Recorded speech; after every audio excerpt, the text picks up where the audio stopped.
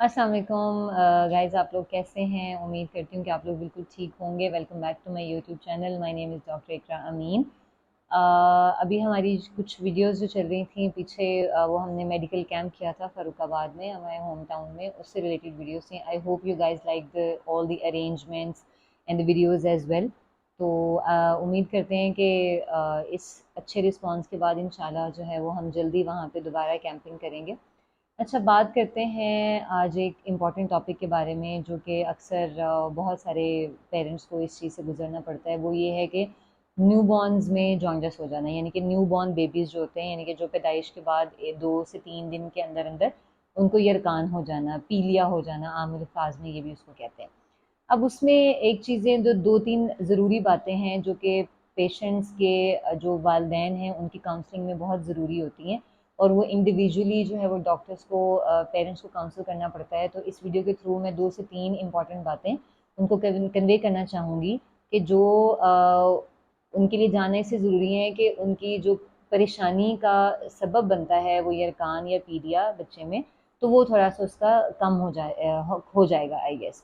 उसमें पहली बात ये है कि अगर जॉन्डिस होता है after first 24 to 48 hours of life, यानी कि पहले 1 या 2 दिन बच्चे के जो है वो उसमें उसको यरकान नहीं होता है, और वो थर्ड डे ऑफ लाइफ के ऊपर डेवलप होता है या फोर्थ डे ऑफ लाइफ के ऊपर डेवलप होता है, तो ये आपकी परेशानी की बात नहीं है। ठीक है, कि ये फिजियोलॉजिकल जॉन्डिस होता है, यानी कि फिजियोलॉजिकल जॉन्डिस का मतलब कि जिसमें बच्चे का कोई अंदरूनी बहुत बड़ी पैथोलॉजी नहीं है जिसकी वजह से उसको यरकान हो रहा है। ठीक है, उसमें उसकी रीज़न्स हो सकती हैं, जैसे 2-3 बुक्स में रीज़न्स मेंशन हैं, और लोगों को कुछ को पता होती हैं, कुछ को नहीं पता होती है, because of availability of the internet at the hand.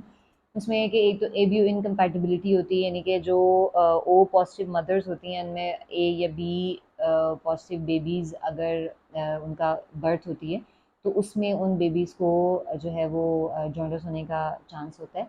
इसी तरह फिर जो है वो आर एच इनकम्पैटिबिलिटी की रीज़न होती है, ब्रेस्ट मिल्क जॉन्डिस हो सकता है।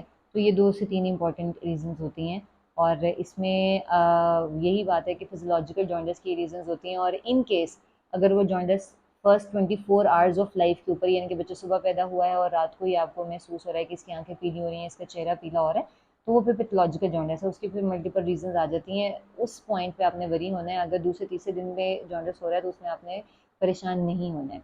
दूसरी चीज़, फिर अगर लेट्स सपोज सेकंड या थर्ड डे ऑफ लाइफ के ऊपर जॉन्डिस हुआ है, और उसमें आपने क्या करना है, उसमें आपने बेबी को मॉनिटर करना है घर घर में, यानी कि आपने ऑब्जर्व करना है कि ये जो जॉन्डिस हुआ है इसका अब असेंडिंग पैटर्न या डिसेंडिंग पैटर्न क्या है। यानी कि अगर आपको एक दिन आंखें पीली महसूस हो रही हैं और अगले दिन थोड़ा थोड़ा चेहरे के ऊपर आ रहा है, उससे अगले दिन जो है वो आपने महसूस किया अब ये गर्दन से नीचे, पेट, ये छाती की तरफ, पेट की तरफ, और आहिस्ता आहिस्ता वो कुछ दिन लेके पाँव तक आता है, यानी कि आहिस्ता आहिस्ता ग्रेजुअली जो है वो जॉन्डिस वर्सन हो रहा है, तो that is another thing not to worry about. ठीक है, क्योंकि ये उसका एक नॉर्मल पैटर्न होता है, और इसमें आप कुछ भी ना करें, और अगर जॉन्डिस एक ख़ास मकदार से ज़्यादा उसकी वैल्यू नहीं बढ़ती है टेस्ट के ऊपर, तो ये अपने आप जो है वो स्पॉन्टेनियसली रिजॉल्व हो जाता है विद इन 6 to 8 वीक्स, यानी कि 2 से 3 आपके 1.5 से 2 महीने के अंदर आपका जो है वो बच्चे का यरकान जो है वो अपने आप मुकम्मल तौर पे ठीक हो जाएगा। सही है,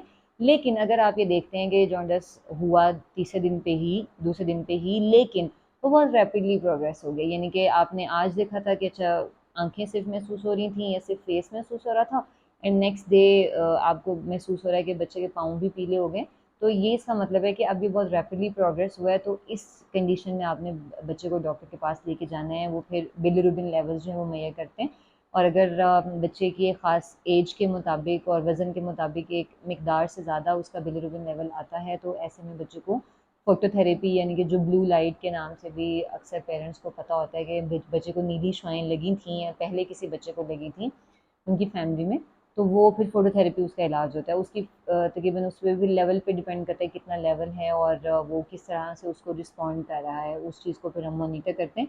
12 hourly to 24 hourly bilirubin levels, यानी कि जो यरकान की मकदार है खून के अंदर, उसको चेक करते हैं 12 घंटे या 24 घंटे हिसाब से कि आपका इनिशियल वैल्यू कितनी थी जिसके ऊपर बच्चे को फोटोथेरेपी लगी थी। ठीक है, और एक दो अहम बातें हैं जो आपको पता होनी चाहिए कि इनकेस अगर बेबी को जॉन्डिस हुआ हुआ है तो try to avoid getting the circumcision done. ठीक है, उसमें आप सर्कमसीजन का वेट करें, और कोशिश करें कि जब जॉन्डिस कि एक्यूट फेज़ गुजर गई है, यानी कि वो रिजॉल्विंग फेज़ में चला गया है, तब आप बच्चे की सर्कमस्टेंस कराएं।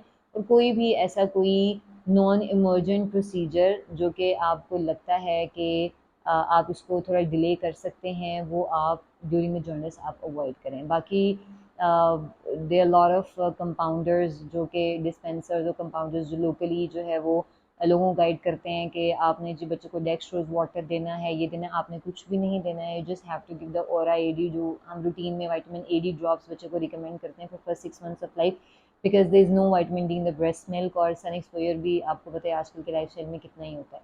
तो ये चीज़ जो है ना वो आपने ध्यान रखनी है कि कोई भी ऐसी फालतू चीज़ बच्चे को कोई देसी टोटके कोई होम रेमेडीज़ करने की ज़रूरत नहीं है। Just give the breast milk exclusively, well and good. नहीं होता तो साथ में टॉप फीड दें, और साथ में जो आपने डॉक्टर ने आपको रूटीन के अंदर विटामिन ए डी ड्रॉप्स जो है वो दिए होंगे वो आपने बच्चे कंटिन्यू करें। ठीक है, I hope this video was informative for you guys. हमारे चैनल को सब्सक्राइब कीजिएगा और शेयर कीजिएगा और अपनी दुआओं में याद रखिएगा। Thank you so much. Allah हाफ़िज़।